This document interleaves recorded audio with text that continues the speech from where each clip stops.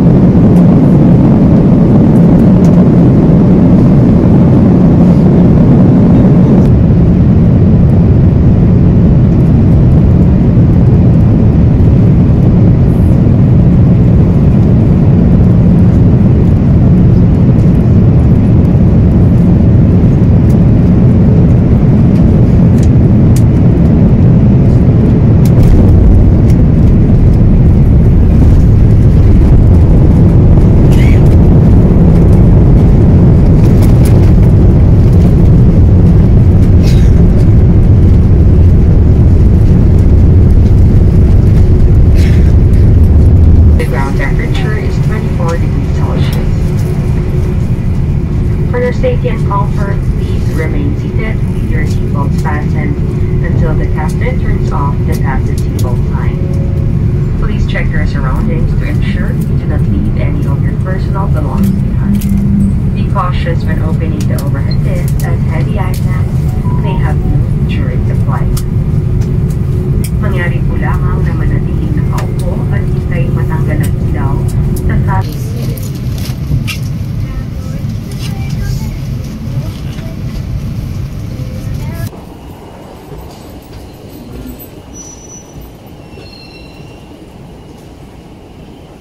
Welcome back again mga kakuda. So it's been a while uploading videos and not really sure what would be moving forward for this channel again, but I just really want to document my first international travel for 2023. So right now I'm currently here in Dubai Terminal 1 waiting for the next flight dun sa main country na pupuntahan namin. So right now we're just waiting for na makapag-check-in and stuff like that, and then around I think around mga 2 p.m. siguro baka andun na kami. So from Manila to Dubai, that's 9.5 hours or almost 10 hours of flight. We arrived here in Dubai around 2 a.m. Manila time, so the difference sa hours is around 4 hours. Yun. So just to share, kanina sa immigration, medyo natagalan ako kasi it's my first ulit na travel international, and then bago yung passport ko, so I think understandable naman yun. So medyo maraming naging tanong yung IO, and some items that helped me to finish sa immigration. Number 1 is yung old passport na pinadala ng kapatid ko sa akin as a proof of my international travels. So kasi last travel ko pa is 2019, around 2019 years, before pandemic pa. So medyo matagal talaga siya. Then number 2 is I asked for certificate of employment sa company, and hinanap din siya kanina. So I'm really happy na at least nakapag-print ako nun. I asked yung HR namin to also put my declared salary para at least alam ng immigration office na may trabaho naman na okay dito sa Philippines. Then number 3, inask din ako about my work. So in the time na bida-bida ka na, syempre sinabi mo na everything about your work para at least alam nila na work mo talaga siya. Then number 4 is may personal question na inask kanina. So I just answered it na with charm and witty lang. Doon kumalma kami parehas nung IO, napatawa ko siya. So after that, ayun, in-stamp na ako. So na-release na, nag-push through na. So ayun. So right now we're just waiting for our next flight, and I think mga around 12 noon Dubai time. So 1, 2, 3, 4, 5, 6, mga 7 hours of waiting pa. Pero okay naman kasi comfortable naman dito sa Dubai na airport, and nakapagpahinga. So I'll see you again later. Bye!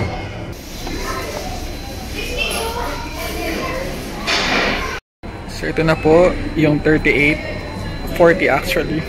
Hello ka sa Okay. Tapos may bago ka din right now ngayon, 'di ba? Si Nico? Yung bago lang kanina. Siya ba yung sa LOS kay Maui? O hindi mo pa alam? Okay, sige.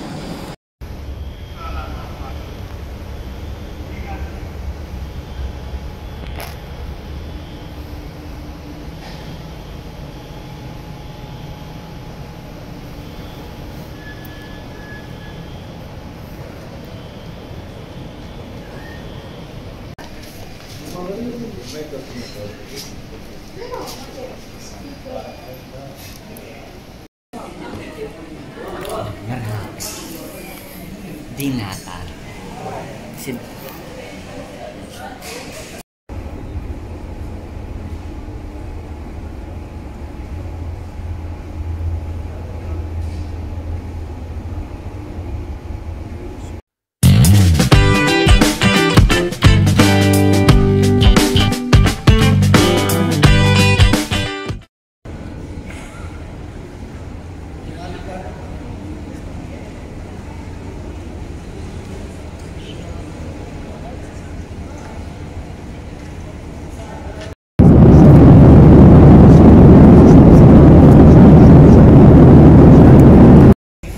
Napakalamig po.